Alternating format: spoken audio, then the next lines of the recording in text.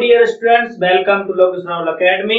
और देखिए आज हम आपके लिए लेकर आए हैं बहुत ही मोस्ट इम्पोर्टेंट क्वेश्चंस जो जो आपके लिए बहुत बेनिफिट होने वाला है, जिसमें आपके लिए बहुत उपयोगी क्वेश्चंस करने वाले हैं। तो जो हमारा जो टॉपिक है आज बच्चों वो है सिंटैक्स।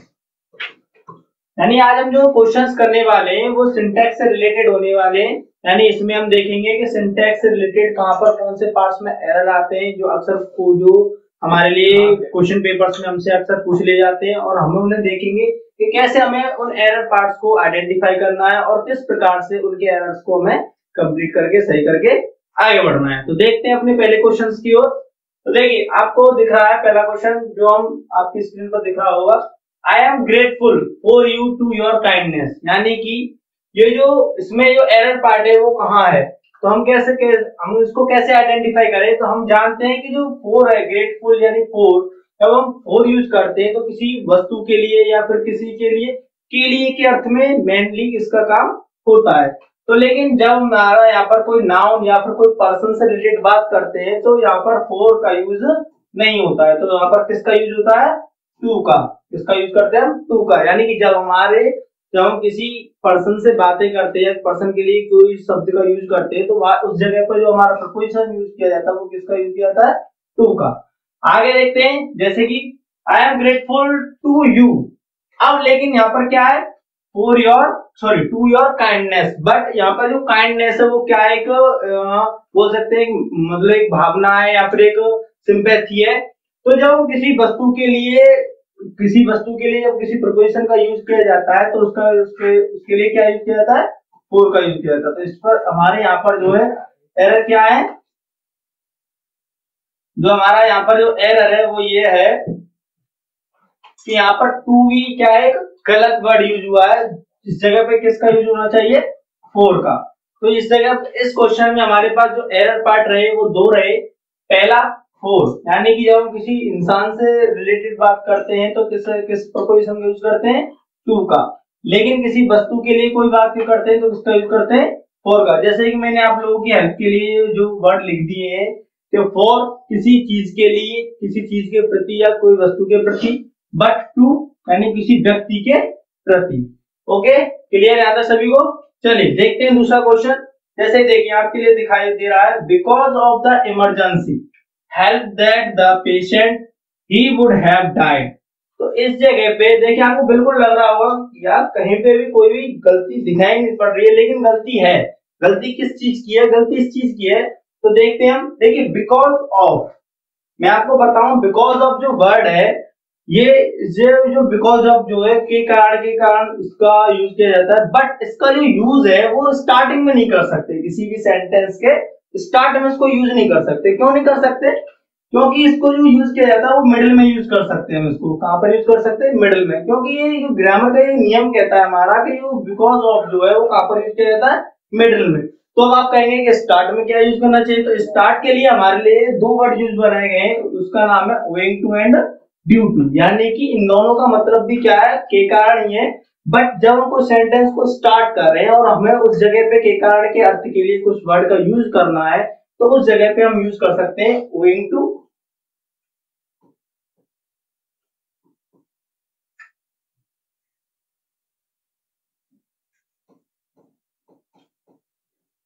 या आप चाहे तो ड्यू टू। इन दोनों वर्ड्स में से आप कोई भी वर्ड यूज कर सकते हैं, बट किसको यूज नहीं कर सकते हम, बिकॉज ऑफ को। अगर आपको बिकॉज ऑफ यूज करना ही है तो आप इसको कहां पे यूज कर सकते हैं, सेंटेंस के मिडिल में। तो आपको पता चल गया होगा कि इस पार्ट में हमारे किस हिस्से में कौन सा एरर यूज हुआ है। ठीक, तो चलते हैं अब देखिए अब हम अपने तीसरे क्वेश्चन की ओर आगे बढ़ते हैं। तीसरा क्वेश्चन जो है हमारा, थर्ड नंबर का जो क्वेश्चन है वो क्या है, वो है हमारा होल इंडिया, सॉरी इधर थोड़ा ना तो फुल स्टॉप यूज कर दिया गया है तो थोड़ी ना टाइपिंग में प्रॉब्लम। तो whole India is suffering from corona. यानी कि इसमें अब आप सोचेंगे कि होल इंडिया ठीक ठाक तो लग रहा है, कमी किधर है, संपूर्ण भारत कोरोना से पीड़ित है। तो इसमें कमी क्या है, कमी क्या है, होल इंडिया। यानी कि अगर हम होल का यूज कर रहे हैं तो उसके बाद अगर किसी नाउन को यूज करना है हमें, अगर हम मान लीजिए होल का यूज कर रहे हैं और किसी नाउन का यूज कर रहे हैं, इंडिया क्या एक नाउन ही तो है इंडिया। अगर हम इसके बाद कुछ नाउन का यूज कर रहे हैं तो उससे पहले पहली बात तो यहाँ पर ऑफ का यूज किया जाएगा, ठीक। और दूसरी बात, ये जो होल लिखा हुआ है इसके आगे आर्टिकल द का भी प्रयोग किया जाए, यानी जब हम किसी चीज को विशेष कर देते हैं, यानी किसी को फिक्स कर देते हैं, तो उसके पहले आर्टिकल किसका यूज करते हैं, द का। तो यानी कि आप हम बोल सकते हैं इंट्रोडक्टर के रूप में, यहाँ पर एक आर्टिकल द का एरर है और दूसरा एरर क्या है इसमें, ऑफ का।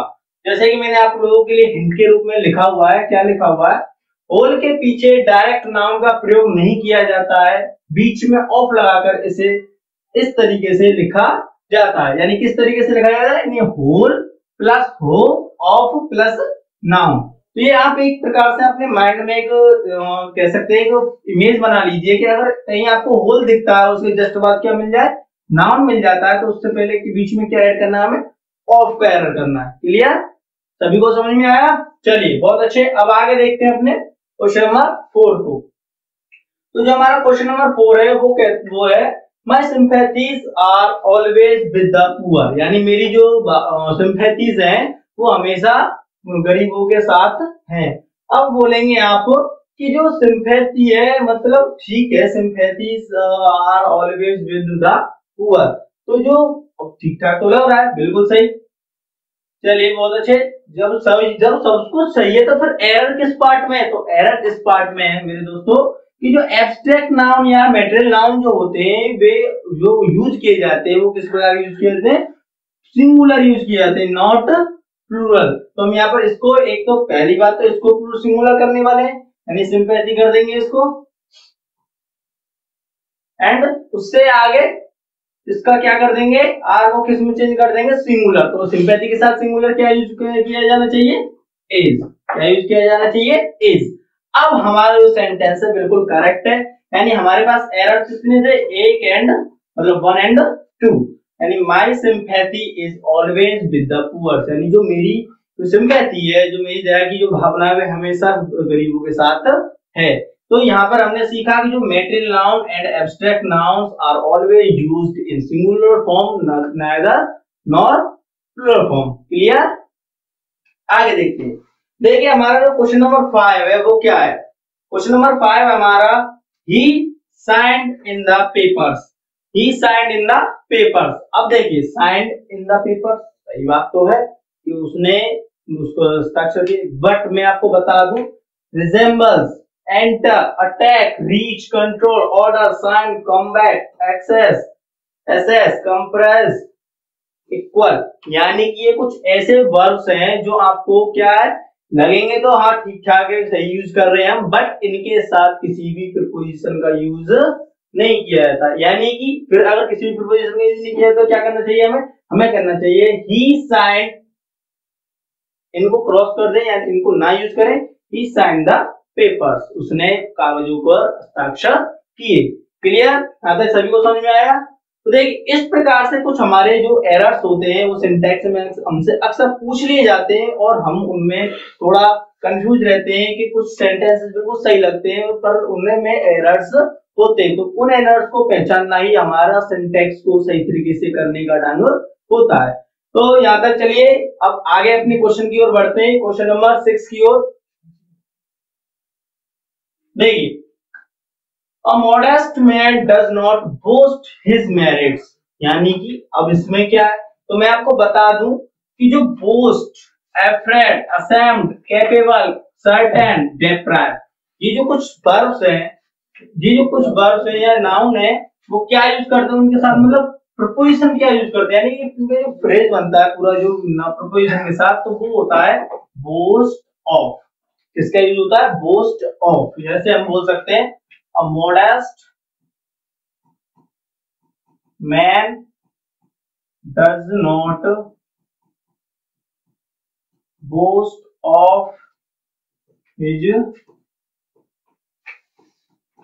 merits, यानी कि हमें कहां पर एरर मिला, एरर क्या, जो हमें गिवन ही नहीं था उसको सही करना था। तो क्या था हमारे पास, बोस्ट के साथ किसका यूज करना था, ऑफ प्रीपोजिशन का यूज करना था, जो मैंने आपकी हेल्प के लिए यहाँ पर नोट कर दिए ताकि आपको दिक्कतें ना हो। ये आप पढ़ सकते हैं, उनके थ्रू आप आगे भी ध्यान रख सकते हैं किसके साथ हमें कैसे किस प्रीपोजिशन का यूज करना चाहिए। तो देखते हैं अगला नेक्स्ट क्वेश्चन, जैसे कि मैंने आपके लिए लिखा हुआ है since he is ill, since he is ill there he will not come to school. यहाँ पर सॉरी फुल स्टॉप लगना चाहिए।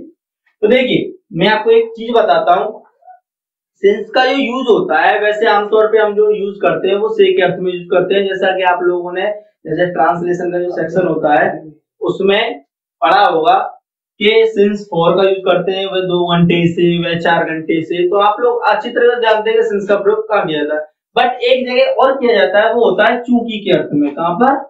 चूंकि के अर्थ में, यानी कि चूंकि के अर्थ में जो यूज किया जाता है उसके लिए भी सिंस का यूज कर देते हैं। अब आप बोलेंगे कैसे? तो अगर आपको सिंस का यूज करते हैं तो देखिए अब मैं इसको आपको ट्रांसलेट करके बताता हूँ। सिंस ही इज इल, क्योंकि वह बीमार है, there he will not come to school, इसलिए वह क्या नहीं है, विद्यालय नहीं आ सकता है। तो अब आप कहेंगे इसमें एरर का है, तो मैं आपको बताऊं कि सिंस के साथ जो हम कह सकते हैं जो पेयर होता है उसका सिंस का पूरा, तो सिंस का जो पेयर होता है वो कोमा होता है। क्या होता है? कोमा। इसके एक सिमिलर और होता है, वो होता है एज, जिसको हम चूंकि के अर्थ में यूज करते हैं। ठीक, यानी कि अब आप समझ चुके होंगे सिंस का पूरा पेयर क्या है, कोमा। तो क्या एरर क्या है? एरर है हमारा यहाँ पर देयर का, यानी we will not use there, यानी हम देयर का प्रयोग नहीं करेंगे। जब हम देयर का प्रयोग नहीं करेंगे तो किसका प्रयोग करेंगे? कोमा का। तो हमारा लिखना क्या होना चाहिए? Since he is ill, comma he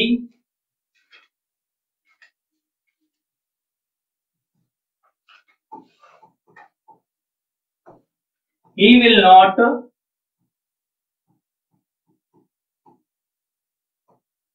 to school।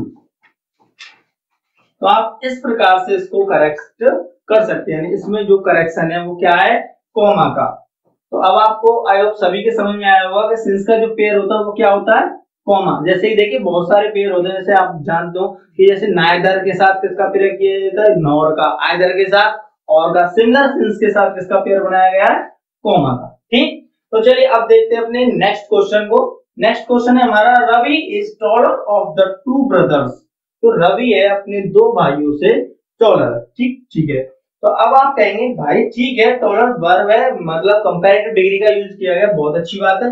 Of the 2 brothers ने, यहाँ पर द का आपके माइंड में एक टच हो सकती है बात कि द का यूज क्यों किया गया है। तो मैं आपको इसके लिए बता दूं, जो कार्डिनल्स होते हैं उनके पहले किसका यूज किया जाता है? द का। ठीक, बट एक और एरर है इसमें, वो क्या है? जब हम किसी चीज का सिलेक्शन करते हैं, क्या करते हैं दोस्तों? सिलेक्शन करते हैं। तो सिलेक्शन जब करते हैं तब हमारे पास एक केस उत्पन्न होता है, एक केस जनरेट होता है। तो वो केस क्या होता है कि कंपैरेटिव डिग्री में भी हम किसका यूज कर सकते हैं?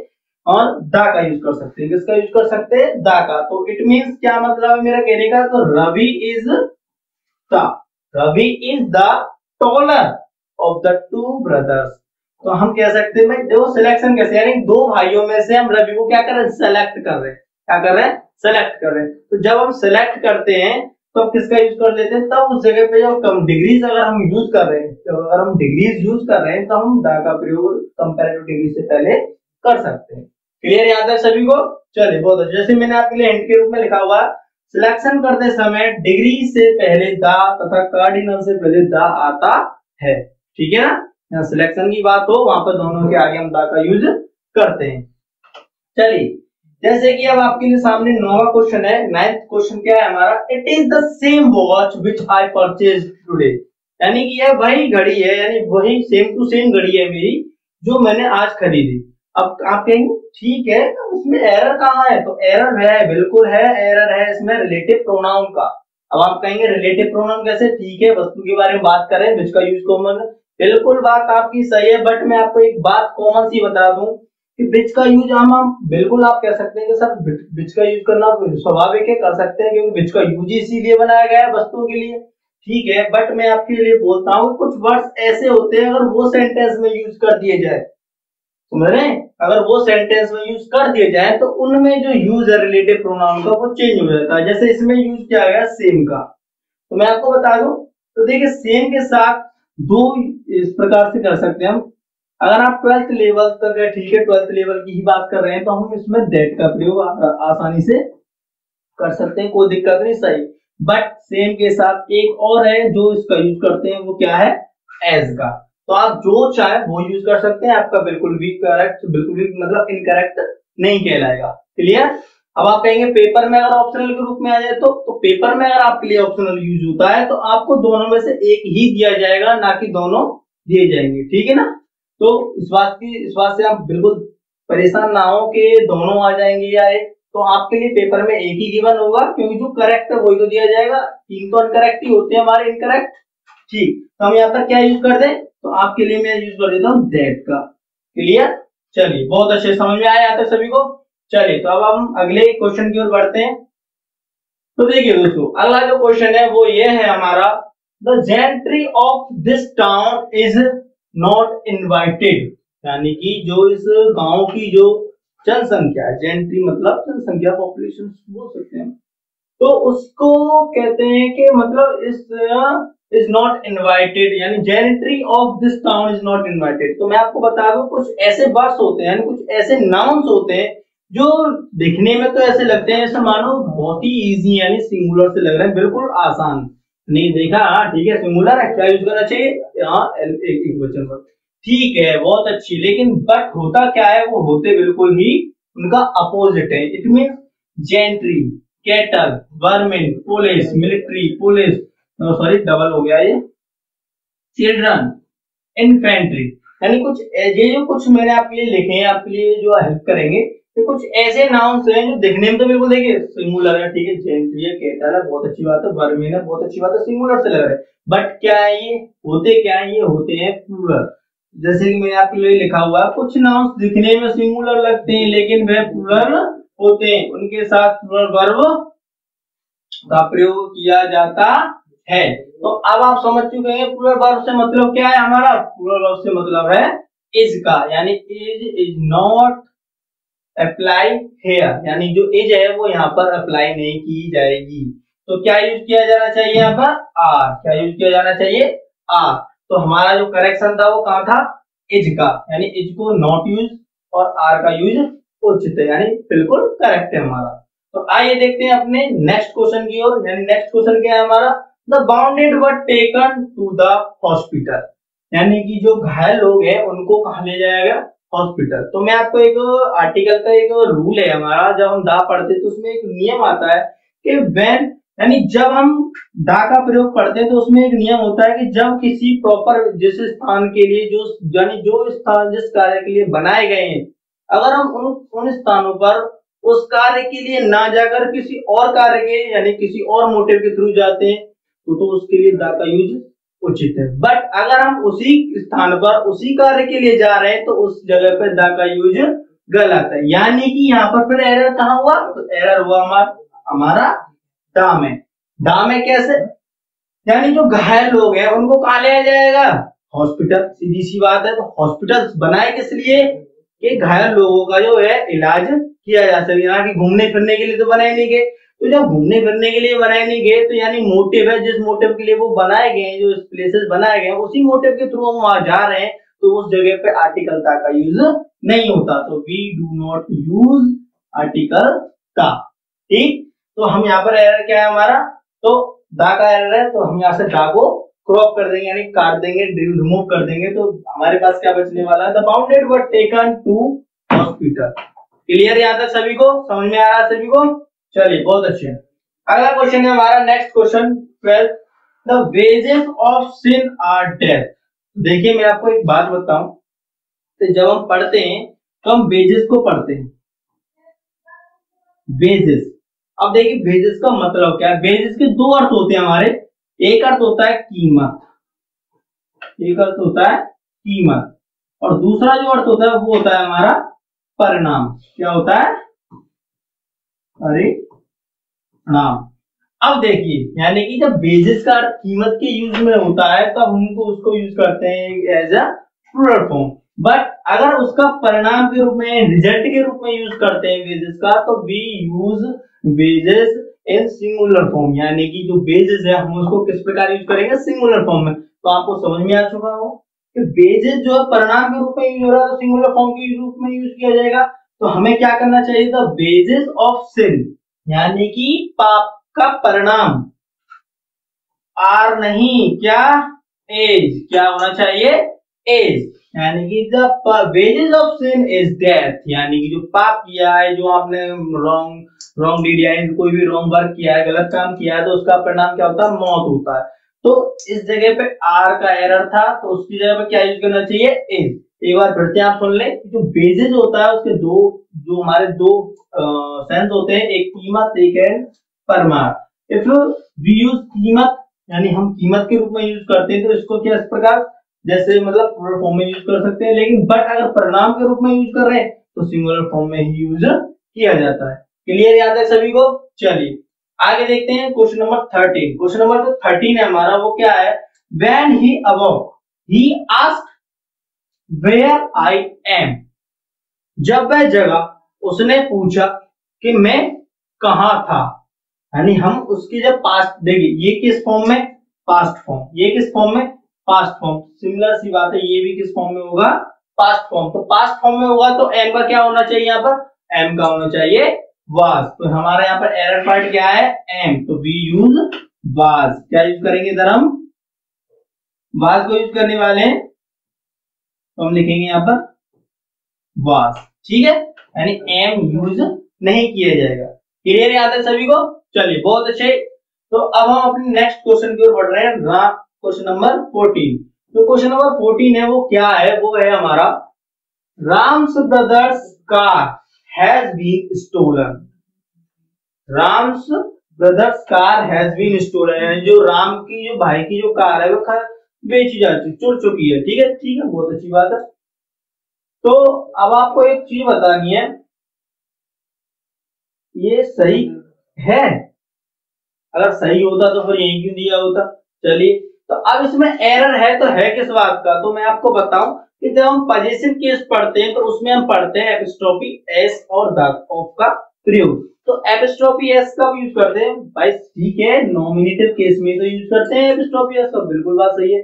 ऑफ का तो जो न्यूट्रल जेंडर होते हैं उनका, तो इसको किस प्रकार से यूज करना है, तो इसका जो करेक्ट फॉर्म है वो कुछ इस प्रकार से होना चाहिए कि जो कार है यानी ब्रदर्स कार है तो उसका कह सकते हैं, तो उसको जो करेक्ट कैसे लिखा जाएगा, the car of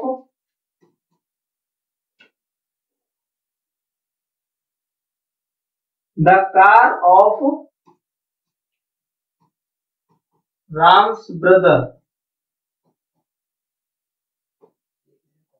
has been stolen, यानी जो राम के भाई की जो कार है उसको चुरा लिया गया है, चुराई जा चुकी है।